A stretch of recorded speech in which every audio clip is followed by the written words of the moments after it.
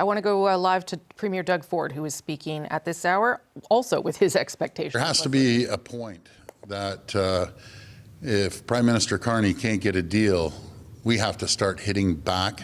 We need to hit back hard.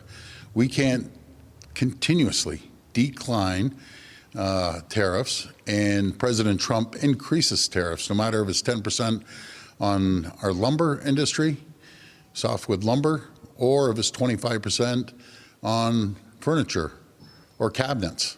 I visit a lot of furniture companies and cabinet manufacturers, and I know one thing: we buy a tremendous amount of furniture off the U.S. and as well as cabinets, but we also ship cabinets down to the U.S. But we can't just keep rolling over to President Trump. As he strengthens his case, we seem to be weakening our case by continuously pulling off tariffs. I'd take a different approach. Try to get a deal. If you can't, we got to hit him back hard and never stop hitting him back hard, because we can never take a backseat to anyone, especially President Trump. We have a great country, resilient country, a powerful economically, we're powerful. The U.S. exports more products to Canada than anywhere in the entire world. And it sounds great with the Americans until they start seeing inflation. We've seen inflation down in the U.S. I just came back from a meeting in Quebec with two governors. They're seeing inflation. We're seeing it in sectors. The auto sector, you know, they're going to see an increase of over $107 billion. Other companies are seeing it. John Deere, they're laying over 280 people off because of tariffs. We're seeing it across every single sector. So it's time to sit down, let's get a deal, or let's start hitting back.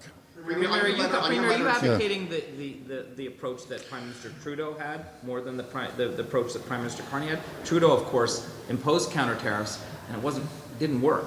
But you think we should go back to the Trudeau approach? Well, I think we take an approach that let's get a deal. If the Americans want to see inflation stop, you make a deal with Canada. You want to see the economy grow, make a deal with Canada. That's what we need to do, because it will hurt both countries if we don't. But you sure don't sit back and get beat up by a bully every single day. It's like a kid going to the schoolyard and getting punched in the face every day.